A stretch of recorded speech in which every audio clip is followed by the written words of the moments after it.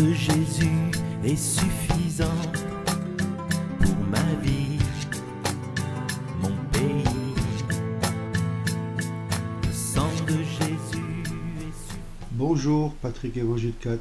Donc me revoici sur une nouvelle vidéo qui se présentera sous la forme des deux arbres du Jardin d'Éden, l'arbre de la connaissance de la vie et de la connaissance du bien et du mal, enfin l'arbre de vie, excusez-moi, et la connaissance du bien et du mal. Donc c'est un travail qui a été fait aussi avec la sœur Julia du Canada. Nous avons travaillé sur l'étude de ceci, et donc Julia a beaucoup apporté sur l'écriture, et c'est pour ça que ce message sera en audio. Cette étude sera en audio, et donc moi je suis chargé de la partie vidéo et audio, montage, son, et voilà, donc c'est un travail en commun entre frères et sœurs. Voilà, donc pour ma part, je voudrais qu'on prenne le proverbe 1 à partir du verset 24 que je vais lire devant vous. Dieu nous parle, hein. Puisque j'ai crié et que vous avez refusé d'entendre, et que j'ai étendu ma main et que personne n'y prend garde, puisque vous avez rejeté tous mes conseils et que vous ne voulez pas de ma réprimande, je me rirai moi aussi de votre calamité. Je me moquerai quand votre effroi surviendra, quand votre effroi surviendra comme une ruine et que votre calamité arrivera comme une tempête, quand la détresse et l'angoisse viendront sur vous. Alors ils crieront vers moi, mais je ne répondrai point. Ils me rechercheront de grand matin, mais ils ne me trouveront point, parce qu'ils ont haï la connaissance et qu'ils n'ont point choisi la crainte de l'Éternel. Je répète, hein, parce qu'ils ont haï la connaissance et qu'ils n'ont point choisi la crainte de l'Éternel, qu'ils n'ont point pris plaisir à mon conseil et qu'ils ont dédaigné toutes mes réprimandes. Qu'ils mangent donc du fruit de leur conduite et qu'ils se rassasient de leurs conseils. Car l'égarement des sots les tue et la sécurité des insensés les perd. Mais celui qui m'écoute habitera en sûreté et sera tranquille sans crainte d'aucun mal. Donc voilà ce que je voulais apporter pour le début de cette vidéo. Donc nous allons reprendre une étude sur la connaissance du bien et du mal et de l'arbre de la vie, et vous allez comprendre qu'il y a des erreurs, qu'il y a une mauvaise compréhension à ce niveau-là. Et donc je vais vous laisser continuer cette vidéo en prenant bien note des versets, bien note de ce qui va être expliqué, car vous allez comprendre, ça va changer un petit peu la conception dans le Jardin d'Éden au niveau d'Adam, de Satan, Ève, l'arbre de la vie, de la connaissance. Vous allez voir que ça va changer, vous allez comprendre pourquoi il y a des comportements dans l'église aujourd'hui ne va pas, parce que la connaissance, ce n'est pas interdit, mais il y a une manière de la prendre, il y a une manière de la consommer, il y a un ordre, il y a bien un ordre pour avancer avec le Seigneur. Cet ordre, c'est bien... Non, je ne vais pas aller dire tout de suite, je préfère que vous le compreniez par vous-même à travers ce message, cette étude en audio. Bonne écoute, à bientôt. L'arbre de la connaissance du bien et du mal. Jacques 1, au verset 13. Que personne, lorsqu'il est tenté, ne dise « Je suis tenté par Dieu », car Dieu ne peut être tenté par le mal, et aussi ne tente-t-il personne. Mais chacun est tenté quand il est attiré et amorcé par sa propre convoitise. Puis quand la convoitise a conçu, elle enfante le péché, et le péché étant consommé produit la mort. Donc pourquoi Dieu a mis un arbre dans le jardin duquel il a interdit à manger? À cause de ce qui a attiré l'attention de l'homme sur cet arbre, tôt ou tard il aurait une tentation. Nous connaissons tous ce phénomène que lorsque l'on nous dit que cette chose est interdite, ceci suscite en nous la curiosité. En tant que parents, on n'expose pas nos enfants au danger avant qu'ils soient conscients pleinement. Sinon nous serions responsables de la conséquence que ça peut apporter. Ceci est une expression de notre amour envers nos enfants. En sachant que Dieu est amour, et qu'en lui il n'y a aucun mal, et qu'il ne tente personne, comment ça se fait qu'il a exposé l'homme à ce danger? Surtout qu'il connaît toutes choses d'avance. Est-ce que la situation a été réellement telle que l'on nous l'a transmise? Ayons une bonne réflexion à ce sujet. Ensuite, on va comprendre un soupçon, que la version de l'histoire dans le Jardin d'Éden n'est pas tout à fait celle qu'on nous l'a enseignée. La plupart de nous croient que Dieu a mis un commandement de ne pas toucher à cet arbre pour que l'homme prouve son amour vers Dieu par obéissance. Puisque Dieu lui a donné le choix et l'homme ait la volonté libre. Nous allons comprendre pourquoi Dieu, qui savait d'avance que l'homme va toucher à cet arbre, le mit pareil là. Et en plus, au même endroit que l'arbre de vie, avec ce qui suit, il y aura un étonnement de constater que l'histoire n'est pas comme on la connaît. Ceci revient à attirer votre attention sur les événements qui se sont produits avant la création du monde. La terre avec ses habitants et le ciel, et de l'homme, car cela est en lien direct avec ce qui va suivre. La plupart de nous connaissent bien qu'il y a eu une révolte au ciel, qu'un chérubin nommé Lucifer s'est rebellé contre Dieu. Nous lisons cette histoire dans Ésaïe 14, au verset 12. « Comment es-tu tombé du ciel, astre brillant, fils de l'aurore? Toi qui foulais les nations, tu es abattu jusqu'à terre. Tu disais en ton cœur, je monterai aux cieux, je placerai mon trône au-dessus des étoiles de Dieu. Je m'assirai sur la montagne de l'assemblée, du côté d'Aquilon. Je monterai au-dessus des hauts lieux des nuées, je serai semblable au Très-Haut. » Lisons Ézéchiel 28, à partir du verset 12. « Ainsi parle le Seigneur Yahweh, toi à qui rien ne manquait, plein de sagesse et parfait en beauté. Tu étais en Éden, le jardin de Dieu. Ta couverture était de pierres précieuses de toutes sortes de sardoises, de topazes, de diamants, de chrysolites, d'onyx, de japs, de saphir, d'escarbouches, d'émeraude et d'or. Tes tambourins et tes flûtes étaient à ton service, préparés pour le jour où tu fus créé. Tu étais un chérubin oint pour servir de protection. Je t'avais établi et tu étais sur la sainte montagne de Dieu. Tu marchais entre les pierres éclatantes. Tu étais parfait dans tes voies dès le jour où tu fus créé, jusqu'à celui où la justice fut trouvée en toi. Selon la grandeur de ton trafic, tu as été rempli de violence et tu as péché.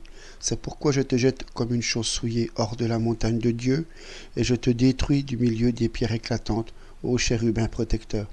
Ton cœur s'est élevé à cause de ta beauté, tu as corrompu ta sagesse à cause de ton éclat. Je te jette par terre, je te donne en spectacle au roi, afin qu'il te regarde. Tu as profané tes sanctuaires par la multitude des iniquités, par l'injustice de ton commerce, et je fais sortir du milieu de toi un feu qui te consume. Je te réduis en cendres sur la terre, en présence de tous ceux qui te regardent. Tous ceux qui te connaissent parmi tes peuples sont stupéfiés à cause de toi. Tu es réduit à néant, et tu ne seras plus à jamais. » Donc nous voyons ici que cet être a été créé parfait, mais par orgueil son cœur s'est levé, ce qui a entraîné sa séparation éternelle de Dieu. Mais Dieu plus tard décide de créer l'homme à son image et sa ressemblance, et il le place dans le jardin d'Éden où ce chérubin était avant, avec la même fonction de le garder ou protéger le jardin. Nous savons que Dieu l'a créé aussi parfait, mais ce chérubin étant devenu Satan, un adversaire et un ennemi pour l'homme, voulant entraîner l'homme dans sa séparation de Dieu. Pour le faire, il a introduit dans les pensées de l'homme la même convoitise par laquelle lui-même a chuté. Pour réussir dans son plan, il a utilisé la ruse et le mensonge.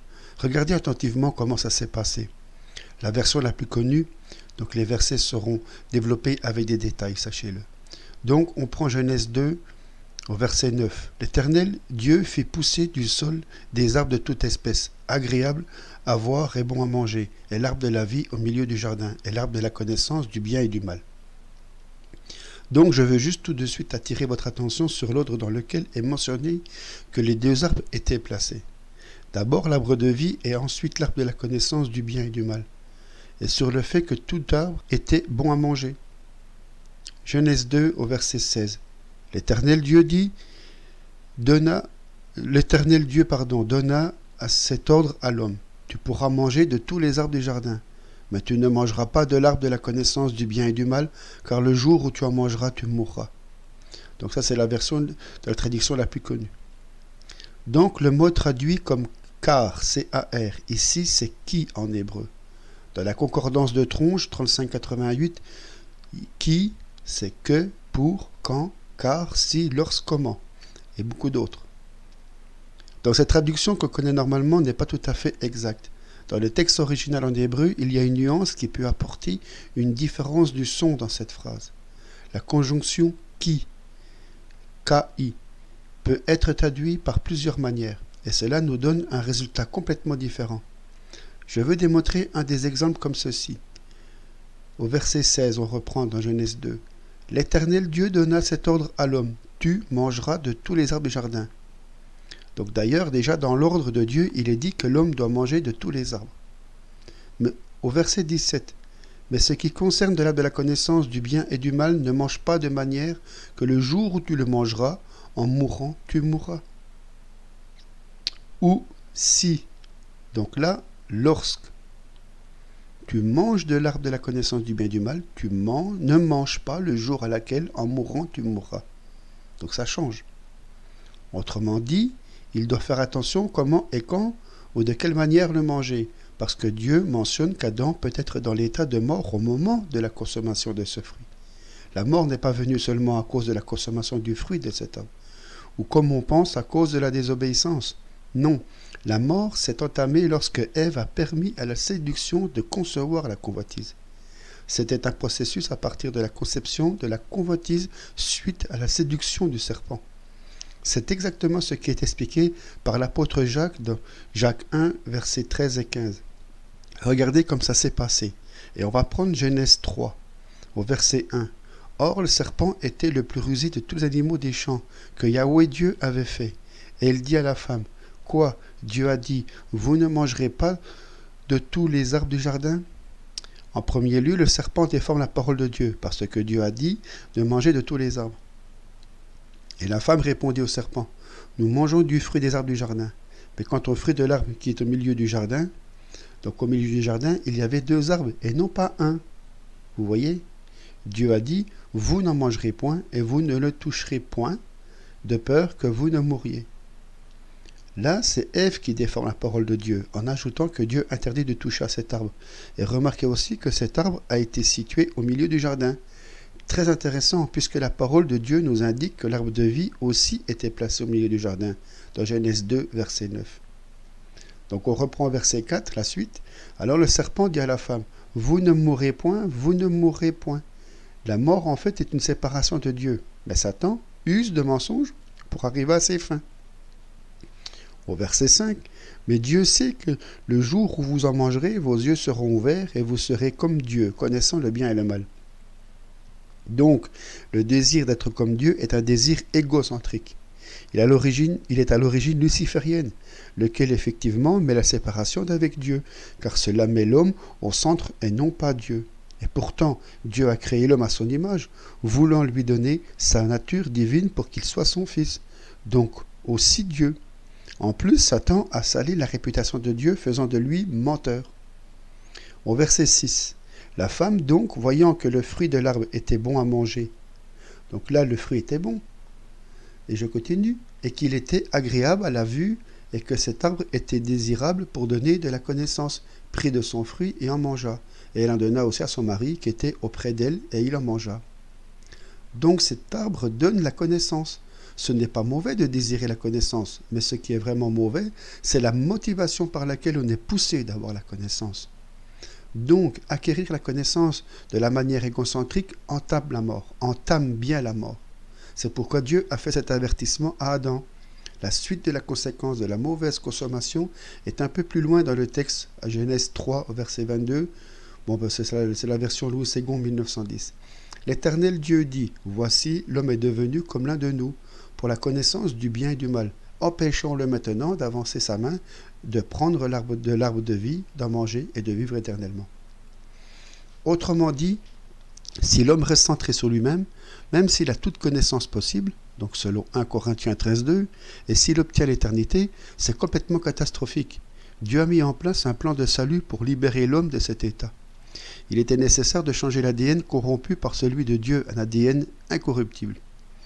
Ici, nous avons une explication pourquoi Dieu a mis l'avertissement à l'homme concernant de la manière de consommation de cet arbre de connaissance. Cet avertissement est au sujet de quoi manger, dans quel état et aussi dans quel ordre. Puisque si Adam mange d'abord de l'arbre de vie et ensuite de l'arbre de connaissance, il n'y aura pas de problème. Mais il a sauté des étapes. Il a ouvert son cœur à la connaissance et au savoir sans recevoir la vie de Dieu dans son esprit. C'est ça la séduction que Satan a réussi à faire. La motivation de connaître le bien et le mal était égocentrique. L'apôtre Paul nous dit ceci dans 1 Corinthiens verset 8. Donc, 1 Corinthiens 8, au verset 1. La connaissance enfle, mais la charité édifie. Et si quelqu'un croit savoir quelque chose, il n'a encore rien connu comme il faut connaître. Mais si quelqu'un aime Dieu, il est connu de lui. Donc, il a la connaissance de Dieu. Proverbe 20 au verset 21. Un héritage promptement acquis dès l'origine ne sera pas béni quand viendra la fin. Avec la consommation du fruit de l'arbre de la connaissance, Adam a obtenu la connaissance avant d'obtenir la vie de Dieu dans son cœur. Et aujourd'hui, nous avons beaucoup de gens qui obtiennent la connaissance de la parole sans pour autant de recevoir la vie de Dieu. C'est pourquoi il est dit que la lettre tue, mais l'esprit vivifie. Donc dans 2 Corinthiens, chapitre 3, verset 6. Donc prenons Proverbe 2 à partir du verset 2. Si tu rends ton oreille attentive à la sagesse et que tu inclines ton cœur à l'intelligence, si tu appelles à toi la sagesse et que tu adresses ta voix à l'intelligence, si tu la cherches comme de l'argent et si tu la recherches soigneusement comme des trésors, alors tu connaîtras la crainte de Yahweh et tu trouveras la connaissance de Dieu, car Yahweh donne la sagesse et de sa bouche procède la connaissance et l'intelligence. Alors tu comprendras la justice, le jugement, l'équité et tout bon chemin. Si la sagesse vient à ton cœur et si la connaissance est agréable à ton âme, la réflexion veillera sur toi et l'intelligence te gardera, pour te délivrer du mauvais chemin et de l'homme qui tient de mauvais discours, de ceux qui abandonnent les voies de la droiture pour marcher dans les chemins ténébreux. Donc la sagesse n'est pas la même chose que la connaissance, mais la parole de Dieu fait l'indice que la sagesse, c'est Jésus. Proverbe 8 et Colossiens 2, verset 3. La connaissance n'est pas mauvaise en soi, et Dieu veut qu'on l'acquiert. Proverbe 18 au verset 15, 24 et 14. Mais la connaissance sans amour ou sans Dieu dans sa vie est un danger énorme. Proverbe 9 au verset 10, Proverbe 8 au verset 12, Proverbe 30, verset 2 à 6. Et cela amène à la mort. Voici pourquoi lorsque Dieu a placé ces deux arbres au milieu du jardin, il voulait que l'homme fasse son choix dans le bon ordre des choses. Et c'est pour cela qu'il a été obligé de chasser l'homme du jardin avant que l'homme ne mange de l'arbre de vie en état de péché. Il risquerait de rester éternellement pécheur et corrompu. Mais à cause de l'amour de Dieu et à cause de la grâce de Dieu, un plan de rédemption a été mis en place pour faire en sorte que la vie de Dieu puisse entrer dans l'esprit de l'homme. Merci Seigneur et gloire à Dieu pour ça. Jésus a déclaré que la vraie nourriture, c'est sa chair, et que sans elle, elle n'a pas de vie. Jean 6, verset 53. Jésus leur dit, en vérité, je vous le dis, si vous ne mangez la chair du Fils de l'homme, et si vous ne buvez son sang, vous n'avez point la vie en vous-même. Celui qui mange ma chair et qui boit mon sang a la vie éternelle, et je le ressusciterai au dernier jour. Car ma chair est vraiment une nourriture, et mon sang est vraiment un breuvage. Celui qui mange ma chair et qui boit mon sang demeure en moi, et je demeure en lui. Jésus aussi a appelé la nourriture l'obéissance à la volonté à son Père. Jean 4, verset 14. Un jour, Jésus appela la foule et adressa sa parole en disant ceci, dans Matthieu 15, au verset 11. Ce n'est pas ce qui entre dans la bouche qui souille l'homme, mais ce qui sort de la bouche, c'est ce qui souille l'homme. Donc, en voulant dire que malgré que nous puissions consommer quelque chose qui est impur, cela ne doit pas nous affecter si nous sommes vigilants à ce que nous voulons exprimer ou faire. C'est pourquoi, avant de son ascension, il a dit que même si nous allons boire un breuvage mortel, cela ne nous ferait aucun mal. Marc 16 au verset 18. Paul aussi confirme cette pensée dans Romains 14 à partir du verset 2. L'un croit qu'on peut manger de toutes choses et l'autre, qui est faible, ne mange que des légumes.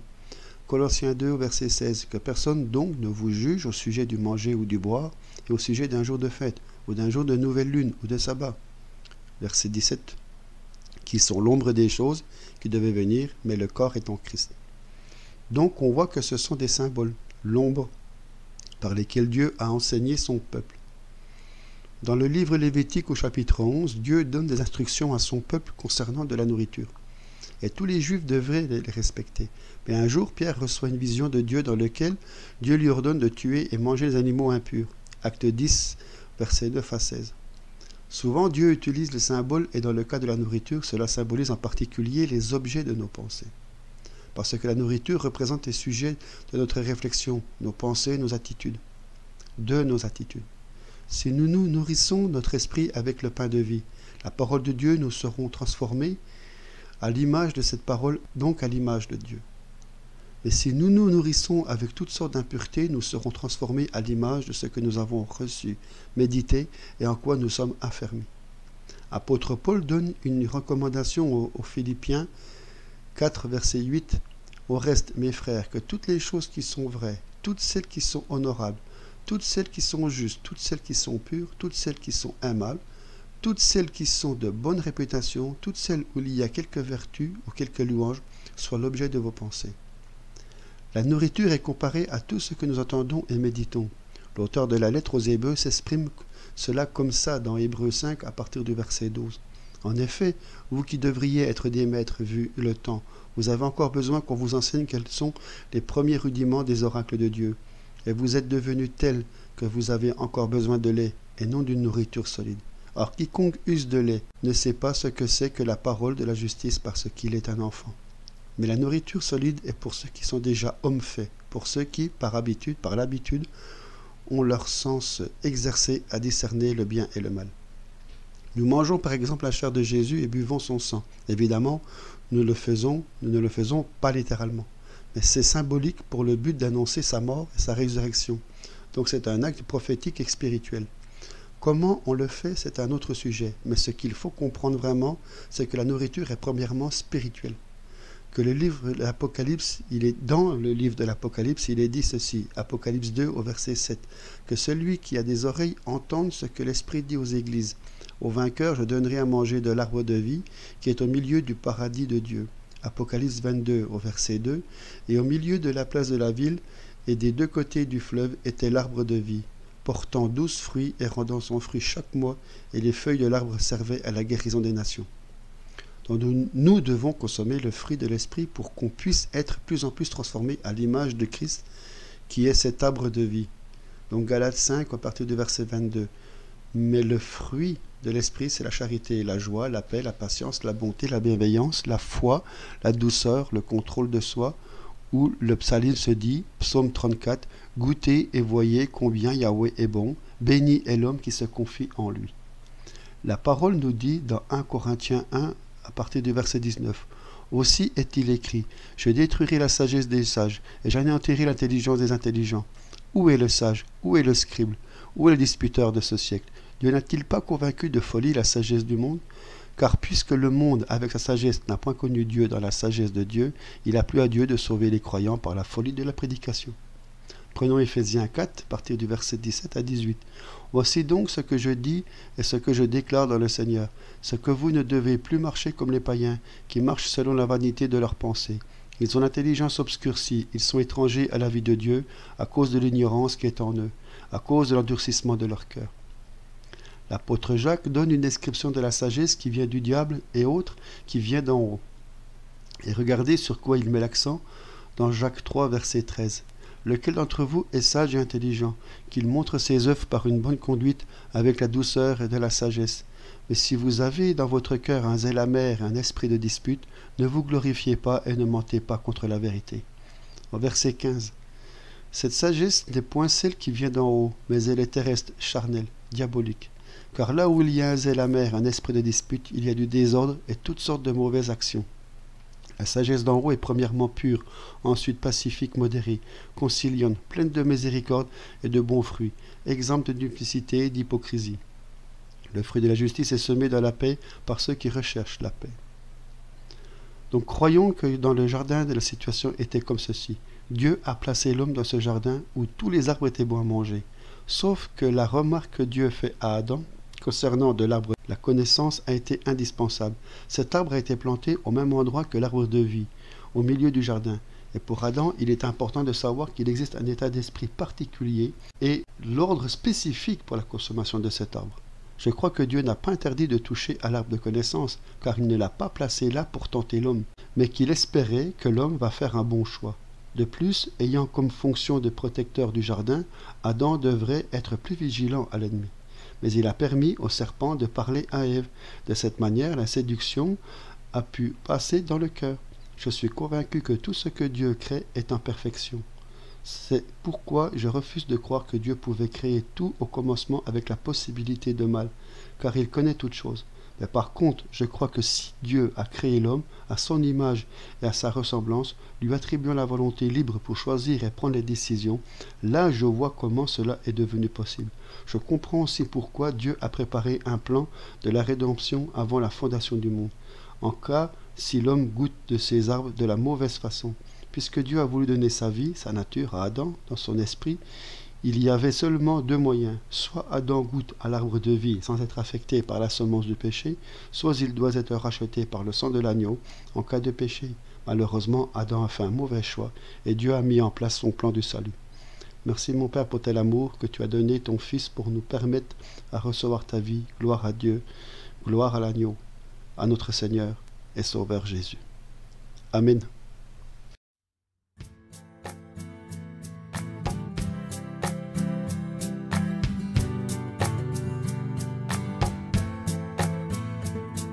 Le sang de Jésus est suffisant